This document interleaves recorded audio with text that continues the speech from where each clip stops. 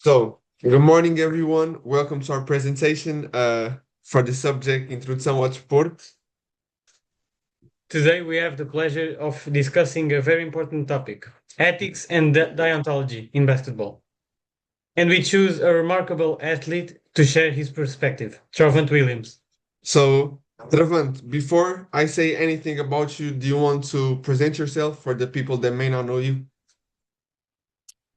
Yeah. Hey, my name is Travante Williams. I'm a professional basketball player. I've played in a bunch of different countries. We all know I played in Portugal for 6 years. I've played in top leagues across the world. Played in Spain. I played in Romania, and I'm currently playing in France right now. And happy to be here. Shout outs to my two boys, Andre and Philippe. It's dope to be here, and it's yeah, man. I'm excited to talk with you guys and share what I can share. All right.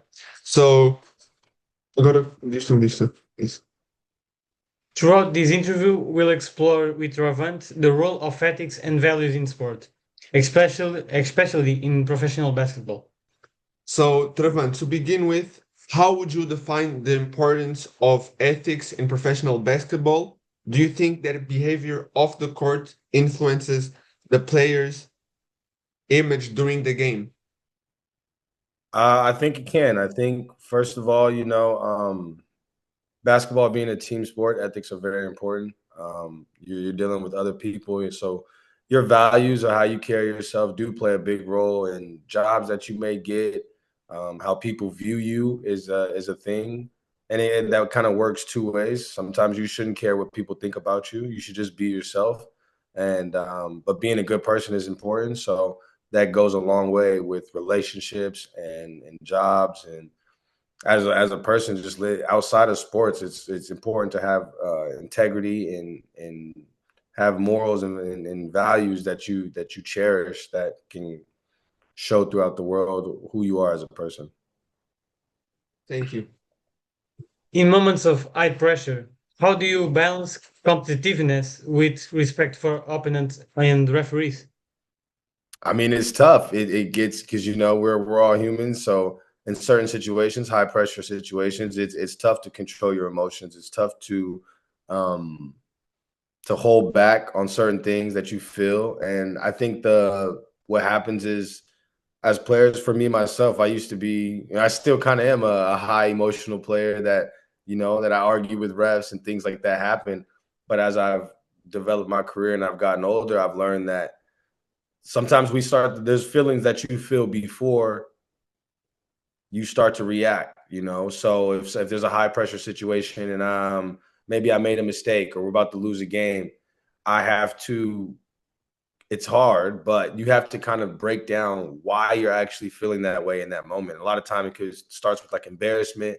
You feel less of, you feel like you just didn't achieve your goal. So, but you got to have respect for other people and understand that you're not the only person working to win a game or to be great. So there's other guys that are working, there's other players that are working, there's other coaching staffs that are working to be in the same position you are.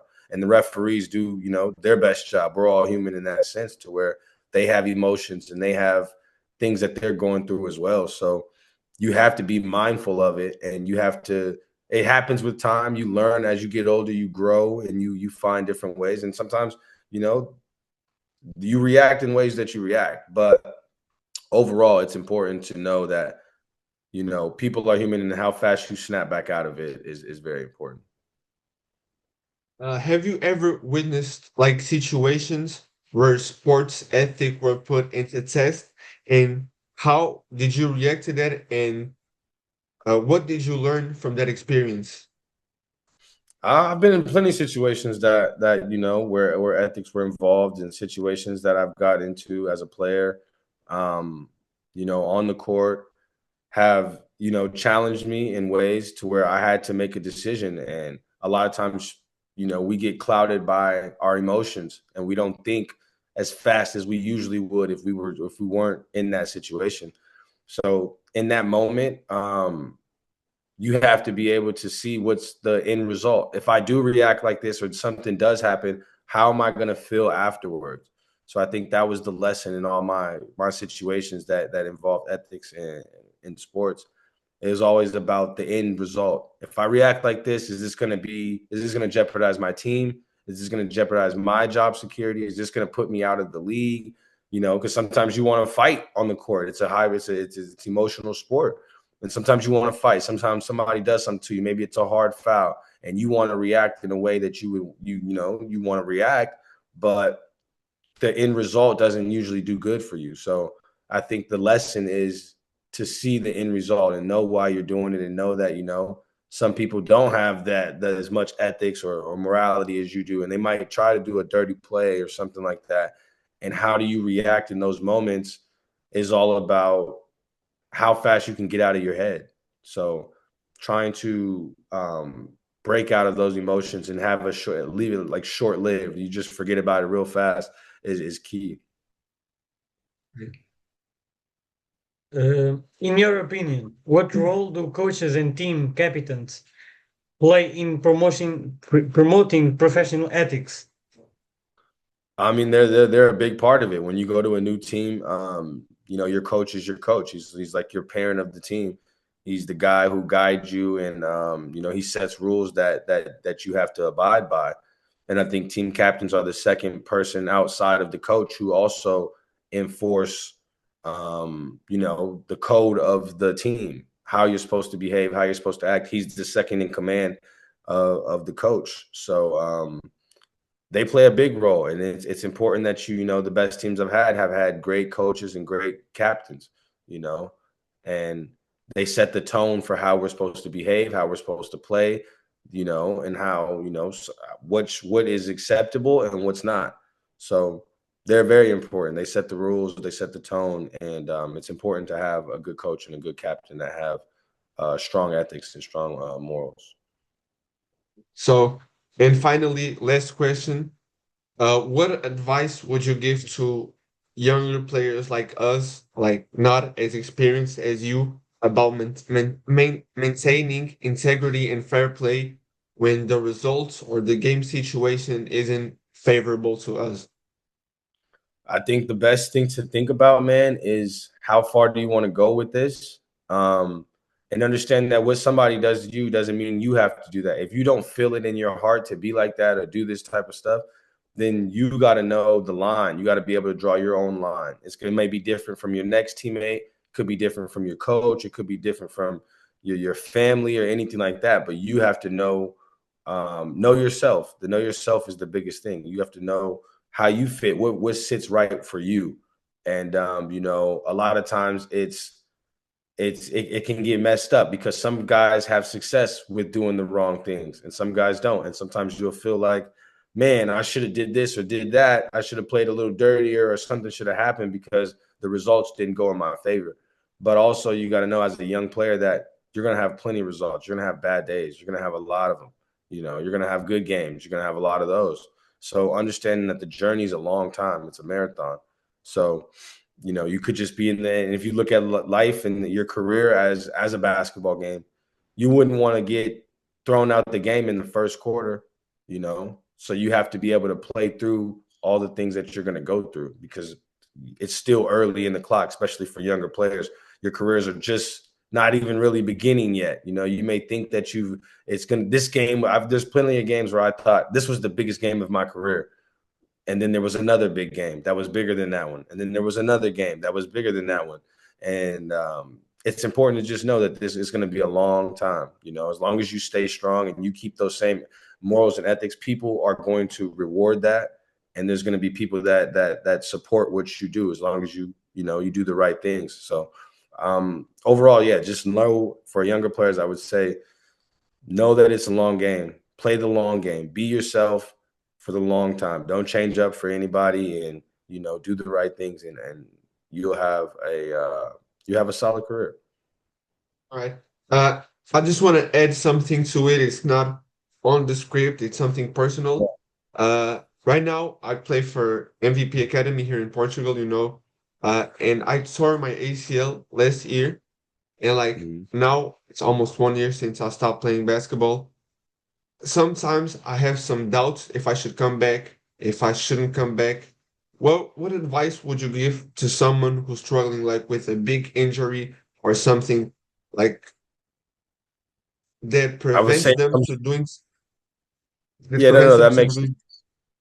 But you talk, you talk. No, no, go ahead, go ahead. Prevents All them right, from all right. what? So it prevents them to do the thing that they most love. Because me personally, it's all I see is basketball in front of me. So Okay, then that's just you just answered your question right there. If that's all you see is basketball in front of you, there's the doubt start. You play the long game. It could be you're in the first quarter of it. You're not even you hurt yourself in warm-ups.